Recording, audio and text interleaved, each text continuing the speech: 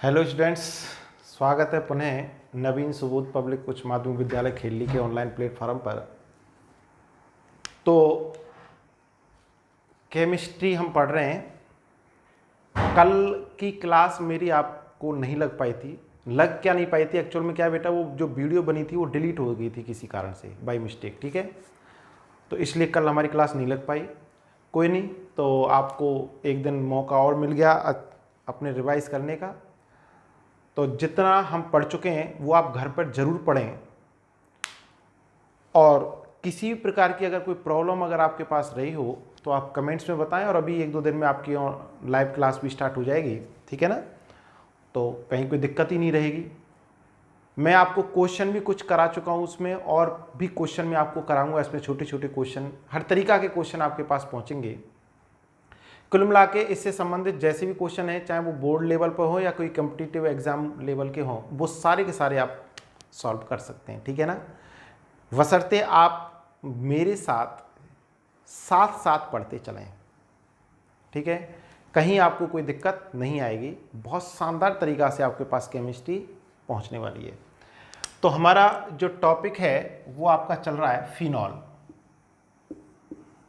अच्छा, फिनॉल में आपको मैंने नामकरण बताया। उसके बाद किसे कहते हैं फिनॉल, ये मैं आपको बता चुका हूं।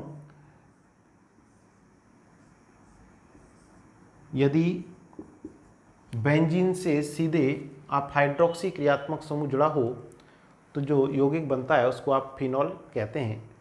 कल मैं आपको नेक्स्ट जो बैक क्लास हुई थी उसमें मैं बताया था कि जो फिनॉल नाम है इसका ये सामान्य नाम है, और इसी को आईयूपीएससी द्वारा एडॉप्ट किया गया है। तो इसको आईपीएससी में भी हम फिनॉल लिखते हैं, और इसका सामान्य नाम भी क्या है बेटा, फिनॉल है, ठीक है।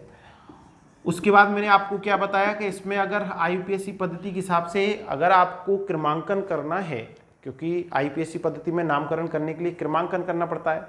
तो क्रमांकन वैसे भी आप पढ़ चुके हैं आईयूपीएससी पद्धति में कि चक्रीय हाइड्रोकार्बन यौगिकों में क्रमांकन जब करते हैं तो हमेशा उस कार्बन को नंबर 1 देते हैं जिस कार्बन पर क्रियात्मक समूह जुड़ा होता है, ठीक है।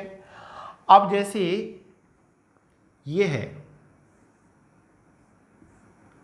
इसका नाम हम आपको बता चुके हैं। जैसे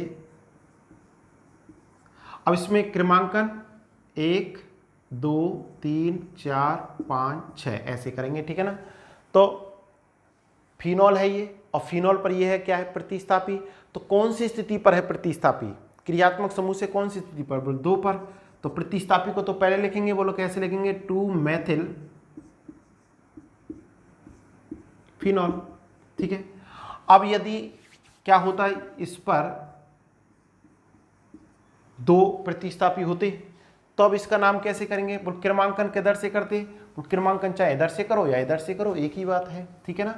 तो अब प्रतिस्थापी कितने हो गए, 2 पे मेथिल और 6 पे मेथिल। तो आपको पता है इनकी स्थितियों को लेकर सबसे पहले 2,6 dimethyl, 2,6 dimethyl phenol. समझ में आया, कोई दिक्कत है क्या, नहीं, ठीक है। आप ये फिनॉल तो है, और देखिए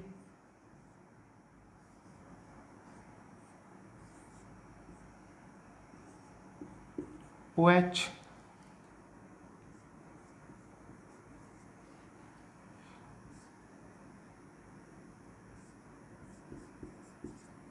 इसका क्रमांकन कैसे करोगे, देखिए एक, अब इधर से नहीं करेंगे, किधर से करेंगे, इधर से 1 2 3 4 5 6। तो क्या होगा इसका नाम, 2,5 डाई मेथिल फिनॉल। लिख लें आप ये दोनों नाम, ये तो आप लिख चुके हो।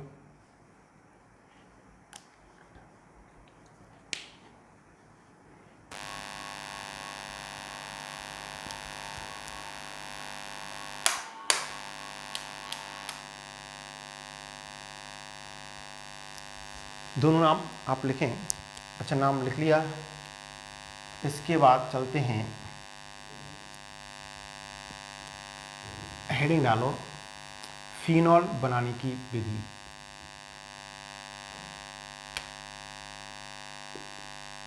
बनाने की विधि, ठीक है। बनाने की विधि में अगर हम बात करें तो सबसे पहले आपने अल्कोहल देखा था, क्या देखा था? अल्कोहल। अल्कोहल बनाए थे। अल्कोहल हमने बनाया था एल्किल हैलाइड से। किससे बनाया था? मैं आपको पहले बता रहा हूँ, एल्किल हैलाइड। और एल्किल हैलाइड की क्रिया किससे करवाई थी? जलीय KOH के साथ करवाई थी, ठीक है ना, या जलीय NaOH के साथ करवाई थी, ऐसी करवाई थी भाई। तो ये X Na को लेकर NaX और ये बना था ROH, ऐसे अल्कोहल बन गया था, ठीक है, एल्किल हैलाइड से, ठीक है।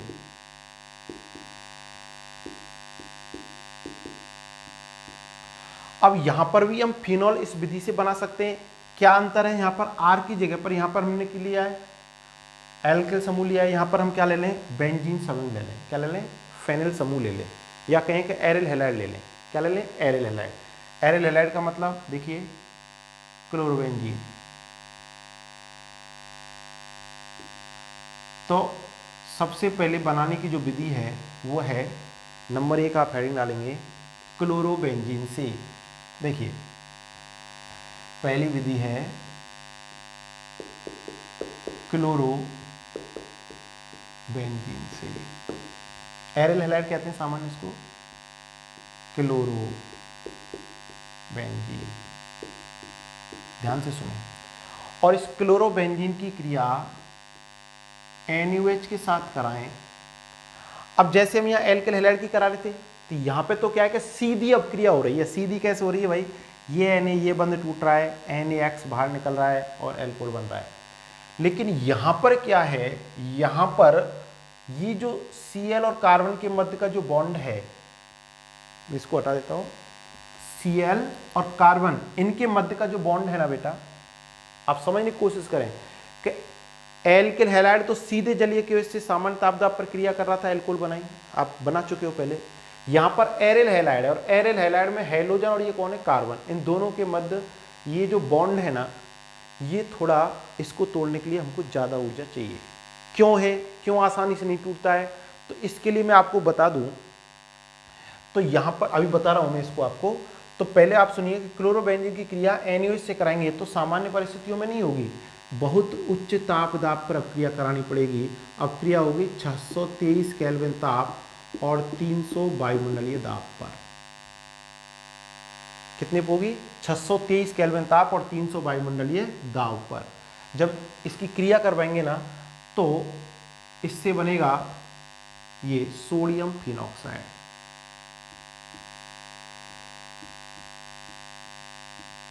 क्या बनेगा? सोडियम फिनॉक्साइड, ठीक है।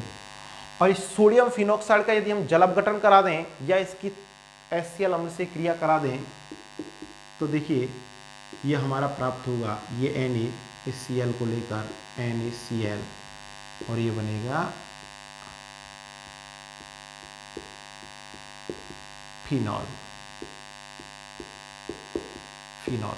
अब सुनिए, अब आपके पास, आपके दिमाग में क्वेश्चन आता है कि यहां पर जो क्लोरोबेंजीन हमने लिया है वो NaOH के साथ उच्च ताप दाब पर ही क्रिया क्यों करता है?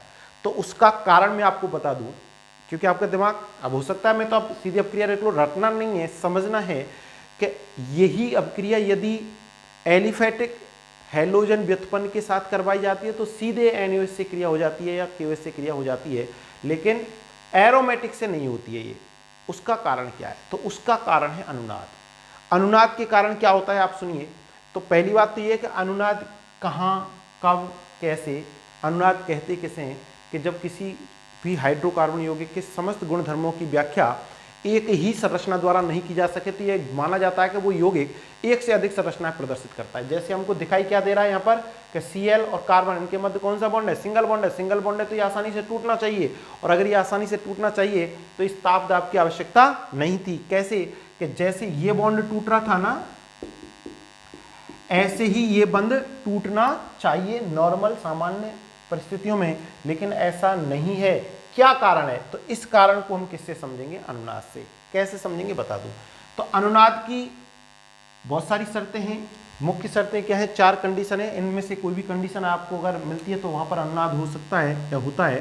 पहली बात, डबल बॉन्ड सिंगल बॉन्ड अगर ये अल्टरनेट क्रम में हो तो अनुनाद होगा। दूसरा, डबल बॉन्ड सिंगल बॉन्ड धनावेश अगर ये अल्टरनेट क्रम में हो तो वहाँ पर क्या होगा? अनुनाद होगा। और तीसरा, डबल बॉन्ड सिंगल बॉन्ड ऋणावेश, और या चौथा डबल बॉन्ड सिंगल बॉन्ड और ये लॉन पेयर। इनमें से कहीं भी कोई कंडीशन है तो वो अनुनाद की है। अनुनाद प्रभाव ये 11th का इम्पॉर्टेंट टॉपिक रहा है। आपने 11th में इसको पढ़ा होगा।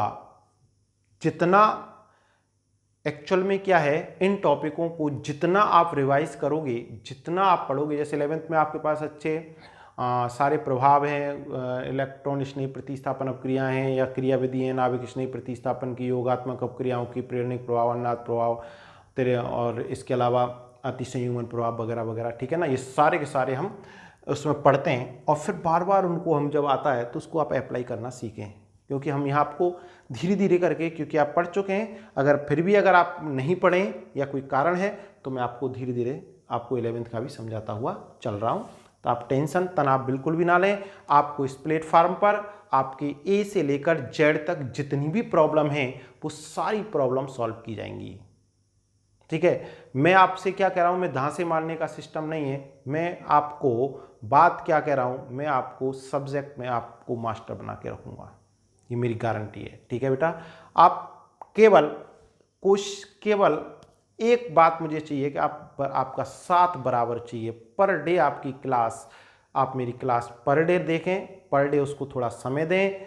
अगर आपको समझ में नहीं आता है, कहीं भी किसी भी प्रकार की प्रॉब्लम है, तो उस प्रॉब्लम को एट ए टाइम, उसी टाइम पर आप शेयर करें, टीचर के साथ मुझसे बात करें और उसको सॉल्व करवाएं यदि कहीं। वैसे मैं ये कोशिश ये करता हूँ कि मैक्सिमम प्रॉब्लम आपको नहीं आए। जो छोटी छोटी प्रॉब्लम जो दिमाग में आ सकती है उनको मैं सॉल्व करने की कोशिश पहले ही कर देता हूँ। जब लाइव क्लास स्टार्ट हो जाएगी 1-2 दिन में, फिर तो आप डायरेक्ट तुरंत मुझसे पूछ सकते हैं, ठीक है। तो जैसे मैंने आपको कहा कि ये अपक्रिया मैं आपको लिखा सकता था सीधे की सीधे कि भैया क्लोरोबेंजीन की क्रिया 623 केल्विन ताप और इतने दाब पर NaOH से कराओ, ये बनेगा और इससे फिनॉल बन जाएगा। तो आप याद कर सकते हैं, याद रट सकते हो आप, लेकिन ऐसा क्यों हुआ? आपके दिमाग में क्वेश्चन आना चाहिए कि ये इतने टेम्परेचर पर ही क्यों हो रही है अपक्रिया, जबकि एल्किल हैलाइड में तो कोई टेम्परेचर गुरुजी ने लिया नहीं। अभी हमने एल्कोहल बनाया है तो उसमें भी तो एल्किल हैलाइड की क्रिया जलीय KOH के साथ कराई, नॉर्मल कोई टेम्परेचर दिखाया क्या? नहीं दिखाया। तो क्यों, ऐसा क्यों हुआ?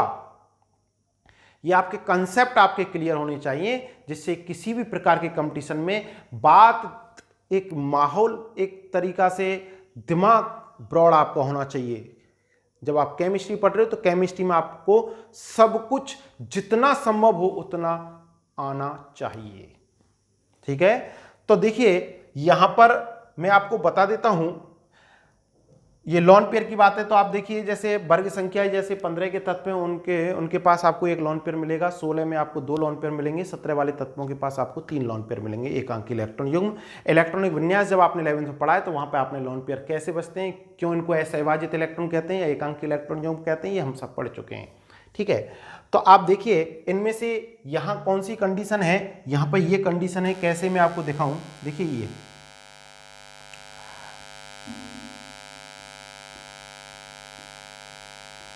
और हमको पता है वर्ग संख्या 17 के तत्वों के पास कितने लॉन पेयर होते हैं? 2, ठीक है ना। एक पेयर में 2 इलेक्ट्रॉन होते हैं, तो 1 लॉन पेयर, 2 और 3 लॉन पेयर, टोटल कितने लॉन पेयर होते हैं? 3 लॉन पेयर वर्ग संख्या 17 में, ठीक है बेटा। आप देखिए, आप अनुनाद को समझने की कोशिश करें, अनुनाद में क्या है, क्योंकि मैं अनुनाद में बता रहा हूं, मैं यहाँ पे इसका कारण बता रहा हूँ। यदि आपने अनुनाद नहीं पढ़ा है तो आप मुझे बता दें, मैं आपको अनुनाद भी अच्छे से पढ़ा दूंगा, ठीक है। तो देखिए यहां पर कंडीशन क्या है, यहां पर है कंडीशन, ये double bond single bond lone pair, double bond single bond lone pair. बोलो अनुनाद होगा कि नहीं होगा? होगा, अनुनाद होगा। अब अनुनाद होगा तो अनुनाद में मैं बता दूं आपको, देखिए अगर ये कंडीशन है तो ये धनात्मक अनुनाद प्रभाव होगा, positive mesomeric effect, plus M प्रभाव। और अगर ये होगा तो इसको कहते हैं नेगेटिव। तो प्लस M प्रभाव वैसे आप पढ़ चुके होंगे, पर 1 मिनट बता दूं आपको। धनात्मक अनुनाद प्रभाव का मतलब यह है कि इलेक्ट्रॉनों का जो प्रवाह है हाइड्रोकार्बन जो श्रृंखला है उसकी तरफ होता है प्रतिस्थापी से, या कहें कि हाइड्रोकार्बन श्रृंखला पर इलेक्ट्रॉन घनत्व बढ़ता है, ध्यान रखें। और ऋणात्मक प्रेरणिक प्रभाव में मुख्य हाइड्रोकार्बन श्रृंखला से इलेक्ट्रॉन घनत्व घटता है, उसका जो प्रवाह है इलेक्ट्रॉनों का वो प्रतिस्थापी की ओर होता है। किधर होता है? प्रतिस्थापी की ओर। अब देखेंगे कैसे। तो यहाँ पे आप देखिए, यहाँ ये लॉन पेयर है, double bond single bond lone pair, देखिए, ठीक है ना। तो ये लॉन पेयर कहाँ जाएंगे बोलो? यहाँ आएंगे लॉन पेयर। इसकी वैसे विद्युत ऋणता ज़्यादा होती है, कार्बन जो है sp2 संकृत कार्बन है। आपको पता है संकरण में यदि S% लक्षण बढ़ते हैं तो विद्युत ऋणता के मान में क्या होती है? वृद्धि होती है। तो ये इलेक्ट्रॉन लॉन पेयरों को यहाँ खींचेंगे तो क्या होगा? ध्यान से सुने, इस हेलोजन, क्लोरीन और कार्बन के मध्य डबल बॉन्ड आ जाएगा। जब कार्बन और हेलोजन के मध्य डबल बॉन्ड होगा तो ये वाला जो कार्बन आपको दिख रहा है, जो ये वाला कार्बन, ये तो अपनी 4 संयोजकता पहले से पूरी किए हुए था। पहले से कहाँ? 1 2 3 4। लेकिन जब और इलेक्ट्रॉन आ जाएंगे तो इन दोनों के मध्य बॉन्ड बनेगा तो कितने बंद हो जाएंगे? 5। तो ये कार्बन 5 बंद बना सकता है क्या? नहीं बना सकता। तो जब ये इलेक्ट्रॉन यहाँ आएंगे इस कार्बन और हेलोजन के मध्य, तो ये वाला कार्बन इन पाई बंद के इलेक्ट्रॉनों को आगे क्या कर देगा? स्थानांतरित कर देगा।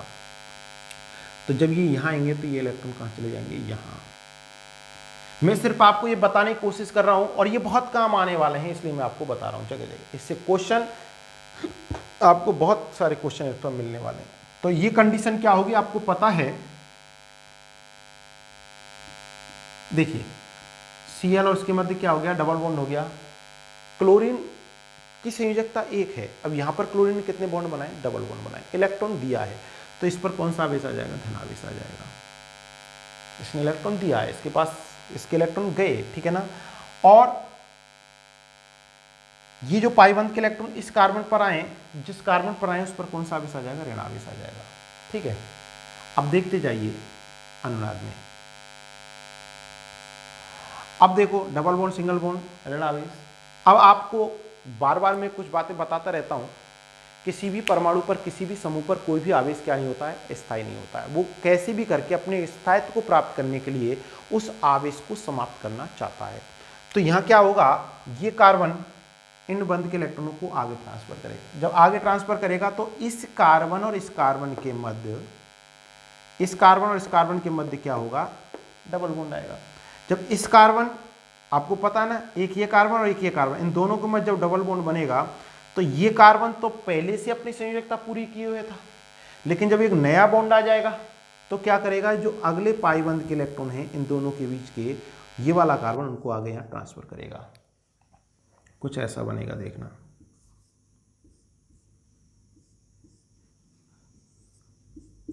देखिए, अब कंडीशन पुनः इस कार्बन पर क्या गया? ऋणावेश। ये भी क्या होगा बोलो? अस्थायी। क्या होगा? अस्थायी। अब आप देखिए, ये फिर इसको क्या करेगा? अभी पीछे वाले ने दिए तो उधर तो देगा नहीं, आगे इनको क्या करेगा? ट्रांसफर।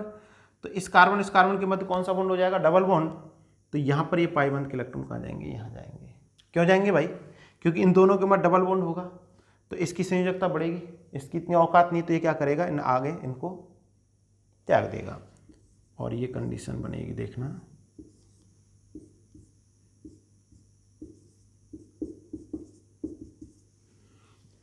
ये प्रोसीजर, अनुनादी संरचनाएं जो एरो का चिन्ह है, ये लगातार एक दूसरे में परिवर्तित होती रहती हैं। लगातार एक दूसरे में क्या होती रहती है? परिवर्तित। देखो, इतिहास पुनः दोहराएगा। कैसे? ये आगे जाएंगे यहाँ, तो ये कार्बन अब क्या करेगा? इन दोनों के मध्य डबल बॉन्ड हो जाएंगे तो ये इन इलेक्ट्रॉनों को आगे भेज देगा। देखिए,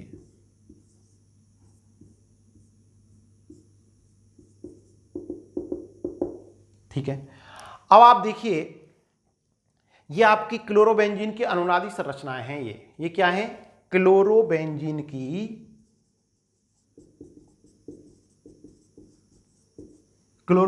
की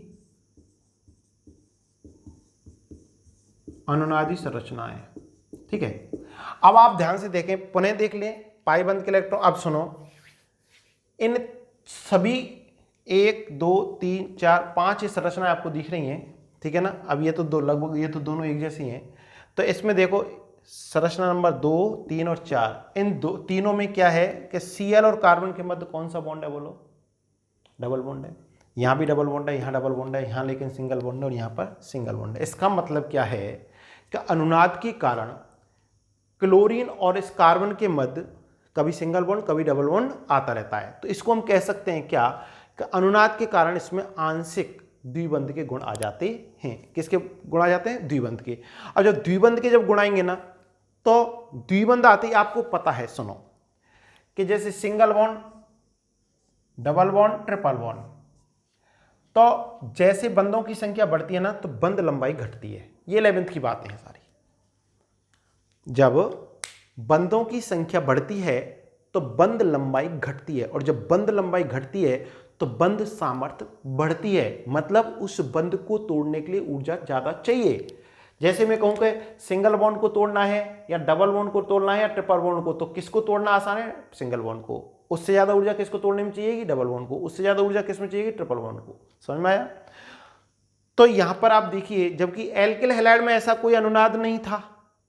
यहां पर जैसे हम कहें कि एल्किल हैलाइड, एल्किल क्लोराइड, तो यहां पर तो कोई अनुनाद नहीं है, लेकिन यहां पर अनुनाद के कारण इस क्लोरीन और कार्बन के मध्य कौन सा बॉन्ड आ गया? आंशिक द्विबंध के गुण आ जाते हैं। तो आंशिक द्विबंध के गुण आने के कारण इनको तोड़ने के लिए हमको उच्च ताप दाब की आवश्यकता होती है। मतलब ये आसानी से टूटता नहीं है। समझ में आया बेटा? इसलिए अच्छा, ये मैंने आपको समझाने की कोशिश की, क्योंकि अब धीरे धीरे करके अनुनाद संरचना हमारे आपको मिलने वाली है, आपके क्वेश्चन आने वाले हैं। आपको अम्लता का कारण है, क्रियाशीलता का कारण है, उसमें अनुनाद आपका रीजन लगेगा। तो मैं इसलिए अनुनाद से थोड़ा थोड़ा सा, अगर आपने 11th में पढ़ा तो आप बहुत अच्छे से रूबरू अच्छे से जानते हो उसको, नहीं भी जानते तो धीरे धीरे करके मैं आपको पहुंचाने की कोशिश करूंगा। ठीक है बेटा? तो पहली बात सुनिए कि क्लोरोबेंजीन की क्रिया 623 केल्विन ताप अर्थात उच्च ताप और उच्च दाब, 300 वायुमंडलीय दाब, एटीएम का मतलब एटमॉस्फेरिक, ये इसकी इकाई है। एटीएम आपके दिमाग में आया क्या है, क्या लिख दिया गुरुजी ने? तो वायुमंडलीय जो इकाई है उसको इंग्लिश में एटमॉस्फेरिक कहते हैं। तो क्लोरोबेंजीन की क्रिया 623 केल्विन ताप, 300 वायुमंडलीय दाब पर NaOH के साथ कराते हैं तो सोडियम फिनॉक्साइड का निर्माण होता है। इसका हम आगे क्या करा दें? इसका हम आगे जल अपघटन करा दें या HCl से क्रिया करा दें तो हमारा फिनॉल प्राप्त होता है। ठीक है ना? यह अपक्रिया उपरोक्त हम कह सकते हैं, यह अपक्रिया उच्च ताप दाब पर क्यों संपन्न होती है? आपके दिमाग में क्वेश्चन आया तो वो हमने कारण क्या बताया कि क्लोरोबेंजीन में अनुनाद के कारण Cl तथा कार्बन के मध्य आंशिक द्विबंध के गुण आ जाते हैं। उनको तोड़ने के लिए ज्यादा ऊर्जा की आवश्यकता होती है। बात समझ में आई? हेडिंग डालिए बनाने की विधि, और बनाने की विधि में नंबर 1 विधि डालो क्लोरोबेंजीन से। क्लोरोबेंजीन से, ये आपको लिखना नहीं है, समझाने के लिए मैंने ये बनाया था, क्योंकि अनुनाद संरचना बहुत आपको काम आने वाली है। क्लोरोबेंजीन से, उसमें लिखिए आप, जब क्लोरोबेंजीन की क्रिया, जब क्लोरोबेंजीन की क्रिया 623 केल्विन ताप तथा 300 वायुमंडलीय दाब पर 623 केल्विन ताप तथा 300 वायुमंडलीय दाब पर NaOH के साथ करवाई जाती है, NaOH के साथ करवाई जाती है तो सोडियम फिनॉक्साइड का निर्माण होता है। सोडियम फिनॉक्साइड का निर्माण होता है, जिसका जल अपघटन कराने पर, जिसका जल अपघटन कराने पर या HCl से क्रिया कराने पर फिनॉल प्राप्त होता है। फिनॉल प्राप्त होता है। तो ये अपक्रिया आप लिख लें, उतार लें अपक्रिया।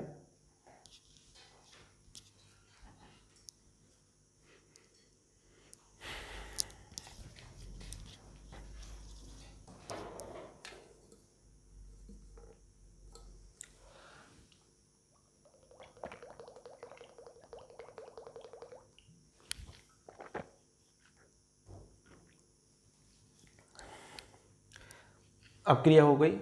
इसके नीचे एरो लगा के आप पॉइंट लिखें, एरो लगा के पॉइंट लिखें। उपर्युक्त अभिक्रिया, उपर्युक्त अपक्रिया उच्च ताप दाब पर संपन्न होती है।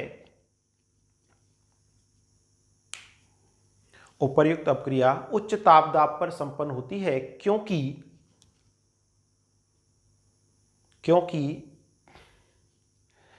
क्लोरोबेंजीन में अनुनाद के कारण Cl तथा कार्बन क्लोरीन तथा कार्बन के मध्य आंशिक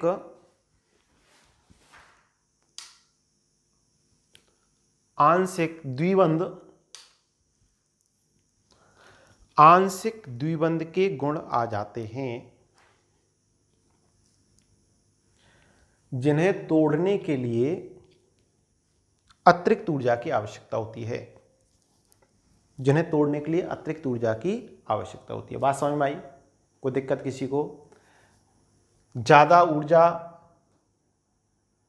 क्यों चाहिए? क्योंकि इसमें आंशिक द्विबंध के गुण आ जाते हैं। ठीक है, अब क्रिया बड़ी सिंपल है, कहीं कोई दिक्कत नहीं है, लेकिन यह आपको पता होना चाहिए कि इसको तोड़ने के लिए हम टेम्परेचर इतना, दाब इतना क्यों ले रहे हैं, जबकि एल्किल हैलाइड में क्यों नहीं लिया। ठीक है, तो ये क्वेश्चन पूछ भी सकता है कि एरिड हैलाइड से की क्रिया NaOH से कराने पर फिनोल बनाने के लिए अपक्रिया कितने टेम्परेचर पर?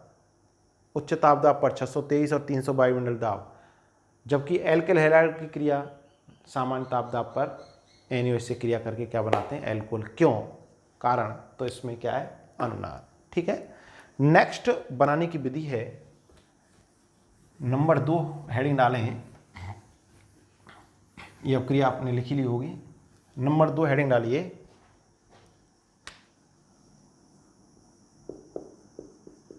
Benzene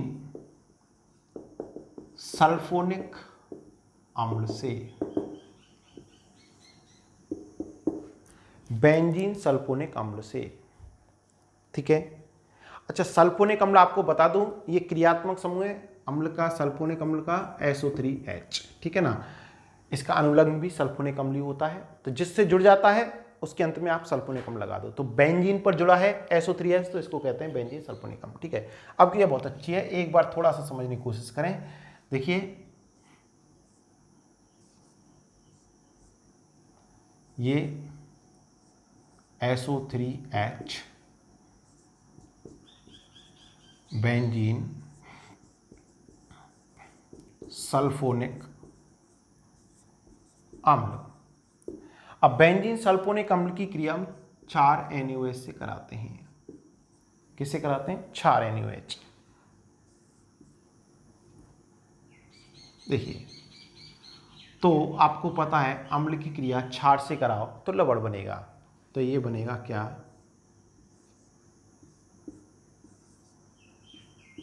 SO3Na। इसको मैं आपको बताऊं, इसका जो नाम होगा वो होगा सोडियम बेंजीन सल्फोनेट। अच्छा, आप कहोगे कि गुरुजी, क्योंकि वैसे तो नाम आते जाएंगे, आप पढ़ेंगे, तो सल्फोनेट कैसे कहा? तो मैं आपको बता दूं, कोई भी जो अम्ल है ना, अम्ल जब प्रोटॉन त्याग देता है तो उसके नाम के अंत में आपको एट लगाना है। क्या लगाना है? एट। जैसे CH3COOH, इसका नाम है एथेनोइक अम्ल। तो अब इसमें से प्रोटॉन यदि त्याग दें तो CH3COO माइनस, तो इसको कहते हैं एथेनोएट। क्या कहते हैं? एथेनोएट। ऐसे में कहूं कि सल्फोनिक, बेंजीन सल्फोनिक अम्ल है और प्रोटॉन त्यागा, तो अब ये क्या बन जाएगा? Benzene sulphonate. ठीक है, अब इससे कौन जुड़ गया? सोडियम, तो क्या हो जाएगा? Sodium benzene sulphonate.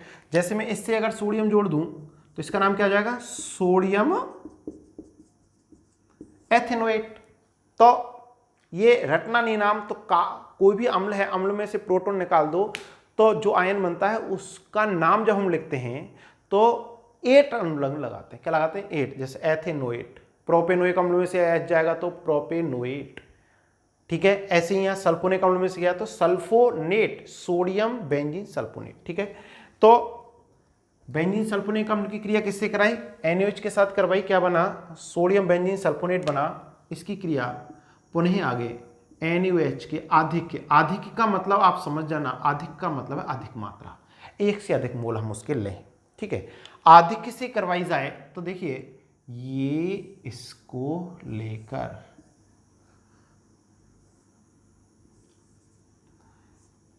Na2SO3 sodium sulphate, देखिए, और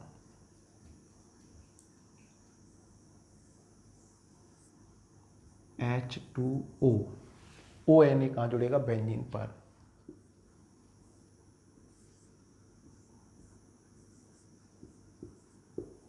क्या बनेगा बोलो? Sodium phenoxide.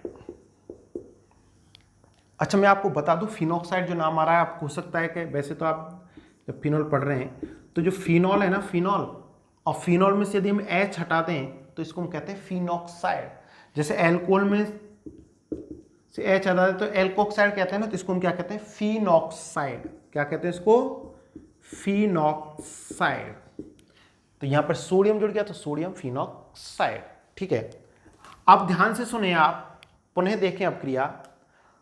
बेंजीन सल्फोनिक अम्ल की क्रिया NaOH के साथ कराएंगे, सोडियम बेंजीन सल्फोनेट बनेगा, लवण बनेगा। इसकी क्रिया पुनः NaOH के अधिक माने अधिक मात्रा से कराएं तो बनता है सोडियम फिनॉक्साइड। अब आप देखो सोडियम फिनॉक्साइड बना है, इससे जस्ट पहले भी सोडियम फिनॉक्साइड बना था, इससे जस्ट पहले अब क्रिया में भैया अपने क्लोरोबेंजीन क्रिया NaOH से कराई, उच्च ताप दाब पर सोडियम फिनॉक्साइड बना। उसका आपने क्या करवाया? उसका या तो हम जल अपघटन करवाएं या HCl से क्रिया करवाएं। तो फिनॉल बनाता तो वही यहां करवाना है। तो जो सोडियम फिनॉक्साइड है इसकी क्रिया हम क्या करा दें? HCl से करा दें। इसको यहां लिख देते हैं सोडियम फिनॉक्साइड, और इसकी क्रिया किससे करा दें हम? HCl से। तो ये NaCl को लेकर NaCl बाहर निकलेगा और देखना क्या बनेगा? फिनॉल। अब एक बार आप क्रिया देख लें, फिर मैं आपको लिखाता हूं, एक बार समझा देता हूं।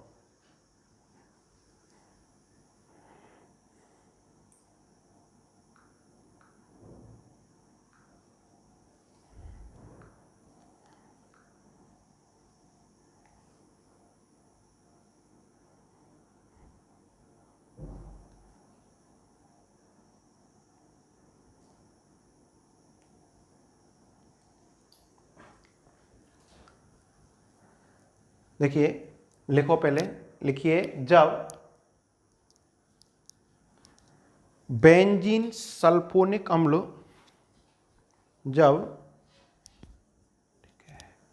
जब बेंजीन सल्फोनिक अम्ल की क्रिया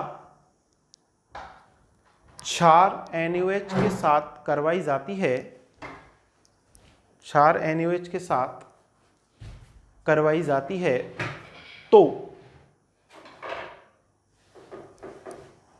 सोडियम बेंजीन सल्फोनेट का निर्माण होता है।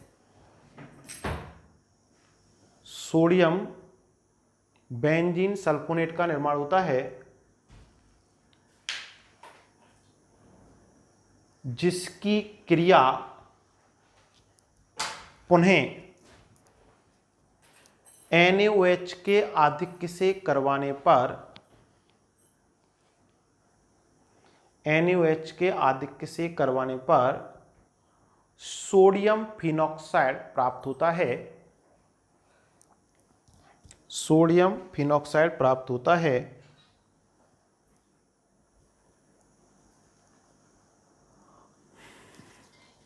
जिसका जल अपघटन कराने पर या HCl से क्रिया कराने पर फिनॉल का निर्माण होता है। फिनॉल का निर्माण होता है। अब क्रिया बता लें।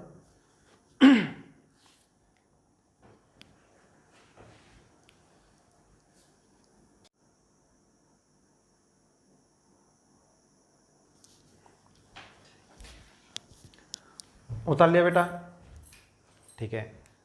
इसके नीचे एरो लगा के पॉइंट लिखें आप। देखिए बेंजीन की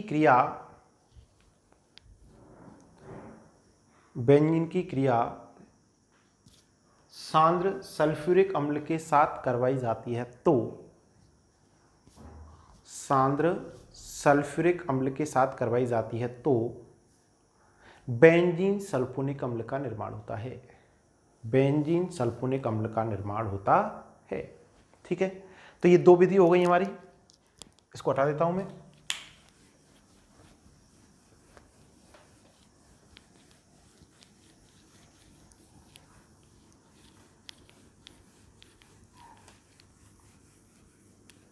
देखिए इसके बाद तीसरी विधि लिखो,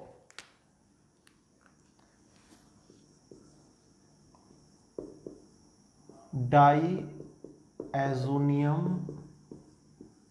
लवण ऑब्लिक, इसमें हम ले लेते हैं स्पेशली बेंजीन डाईएज़ोनियम क्लोराइड से, ठीक है। डाईएज़ोनियम लवण, और स्पेशली चूंकि हम यहाँ पर बेंजीन डाईएज़ोनियम क्लोराइड लेंगे तो ये कुछ भी लिखा आपको आता है डायरेक्ट ऐसे पूछ सकते हैं। तो डाईएज़ोनियम लवण या ऑब्लिक बेंजीन डाईएज़ोनियम क्लोराइड से हमको फिनॉल बनाना है। सबसे पहले तो आपको बेंजीन डाईएज़ोनियम क्लोराइड बनाना है। तो बेंजीन डाईएज़ोनियम क्लोराइड जब बनाओगे तब उससे आपको फिनॉल बनाएंगे, ठीक है। तो देखिए ये हमारा है एनिलीन, बेंजीन एमीन है, इसको हम क्या कहते हैं, एनिलीन, ठीक है। और इस एनिलीन की क्रिया नाइट्रस अम्ल तथा HCl के साथ कराते हैं। अभिक्रिया 273 से 278 केल्विन ताप पर संपन्न होती है। ध्यान से सुनिए, एनिलीन की क्रिया नाइट्रस अम्ल और HCl के साथ कराते हैं कितने टेम्परेचर पर, 273 तथा 273 से 278 केल्विन ताप पर। लेकिन यहां पर एक बात आपको ध्यान रखनी है, जो नाइट्रस अम्ल है HNO2 जो है ये आपको बना बनाया नहीं मिलेगा, आपको बनाना पड़ता है। तो जहां भी नाइट्रस अम्ल से क्रिया आपको मिलेगी तो वहां पर आपको ये भी लिखा मिल सकता है अपक्रिया किससे, NaNO2 प्लस HCl से, क्योंकि इसको बनाया जाता है तुरंत किसके द्वारा बनाया जाता है, सोडियम नाइट्राइट की क्रिया किससे कराने पर, HCl से कराने पर, ठीक है ना। तो सोडियम नाइट्राइट क्रिया HCl से कराएंगे ना तो ये बनेगा HNO2 प्लस NaCl। तो अगर HNO2 लिखा हो या NaNO2 प्लस HCl लिखा हो तो आप उसको नाइट्रस अम्ल समझें। NaNO2 प्लस HCl से आपको तुरंत क्या मिलेगा, नाइट्रस अम्ल आपको मिलेगा, ठीक है ना। तो HNO2 से कराएं या NaNO2 प्लस HCl के साथ कराएं, ठीक है। तो एनिलीन की क्रिया नाइट्रस अम्ल और ब्रैकेट में क्या लिखोगे, NaNO2 प्लस HCl तथा किससे, HCl के साथ हम कराएं कितने टेम्परेचर पर, 273 से 278 केल्विन ताप पर। तो क्या होगा देखिए, ये दो हाइड्रोजन, इस हाइड्रोजन को, इन दो ऑक्सीजनों को और इस हाइड्रोजन को ये लेकर किसके रूप में निकल जाएंगे, बोलो 2H2O। क्या बचेगा, एक N एक Cl यहाँ पे जाके जुड़ेगा। देखिए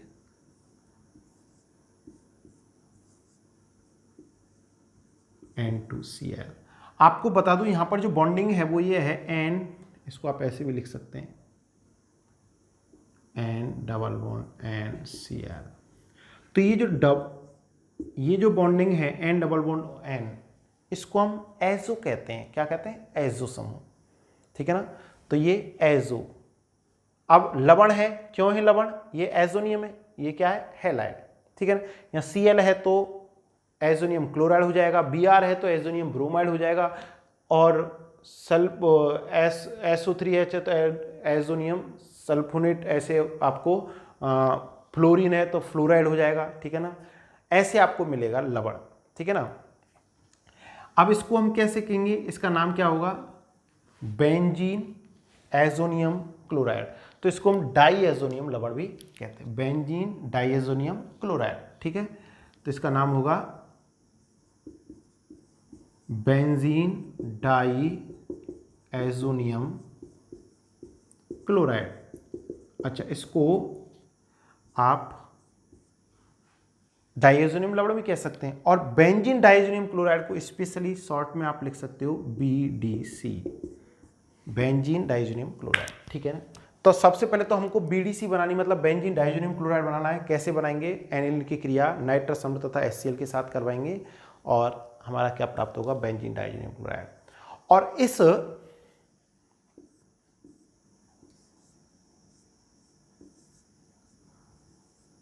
बेंजीन डाईएजोनियम क्लोराइड का, इसको आप BDC लिख सकते हैं पूरा नाम, का जल के साथ भापीय आसपन करवाएं।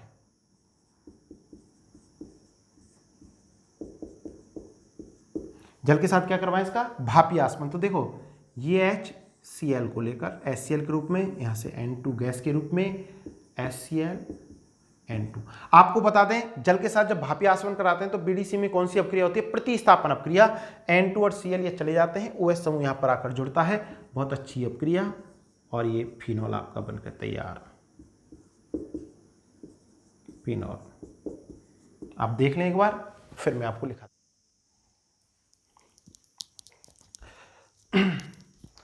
तो ये अपक्रिया आपने देखी, आप लिखें, हेडिंग डाली ली अपन ने, लिखिए, जब एनिलीन की क्रिया नाइट्रस अम्ल, जब एनिलीन की क्रिया नाइट्रस अम्ल तथा HCl के साथ, नाइट्रस अम्ल तथा HCl के साथ 273 से 278 केल्विन ताप पर करवाई जाती है तो बेंजीन डाईएजोनियम क्लोराइड का निर्माण होता है। बेंजीन डाईएजोनियम क्लोराइड का निर्माण होता है, जिसका जल के साथ,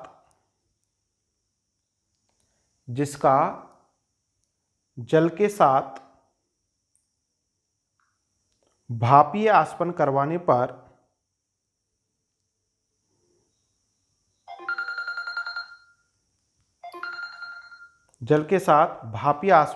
पर फिनॉल प्राप्त होता है।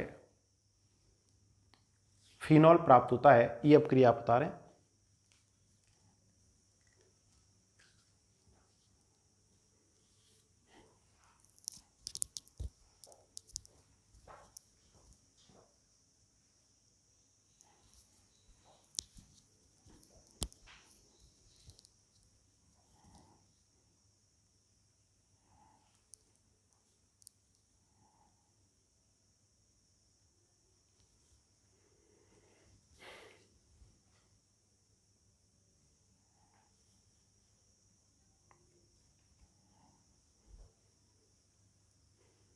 समझ में आया? दोबारा से आप समझें एक बार, दोबारा समझें। एनिलीन है, इसकी क्रिया 273 से 278 केल्विन ताप पर HNO2 HCl के साथ कराएंगे, क्या बनेगा? बेंजीन डाईएजोनियम क्लोराइड बनेगा। इसका जल अपघटन कराएंगे या कहीं जल के साथ भापीय आसपन करवाएंगे तो हमारा क्या बनेगा? फिनॉल बनेगा। एक बात ध्यान रखनी है, HNO2 कभी बना बनाया आपको नहीं मिलेगा। HNO2 के लिए आपको क्या लेना पड़ेगा? NNO2 plus HCl। तो आपको ये भी ऊपर ब्रैकेट में लिखना है। तो कहीं पर भी अगर ऐसे लिखा मिले ना NNO2 प्लस HCl, तो इसका मतलब HNO2। ठीक है, तो ये अपक्रिया आप उतार लें। नेक्स्ट अपक्रिया भी हम आपको कल करवाएंगे, ये लिख ले तब तक। Thank you. और अच्छे से पढ़े बेटा, साथ के साथ अपक्रियाएं पढ़ते रहें, घर पर रिवीजन ज़रूर करें, आपको बहुत अच्छा लगेगा। ठीक है ना, सारे क्वेश्चन आपके होंगे, कंपटीशन के एग्जाम के हों या बोर्ड की बात है, आप मस्ती से टेंशन फ्री अच्छे से पढ़ें। ठीक है, थैंक यू।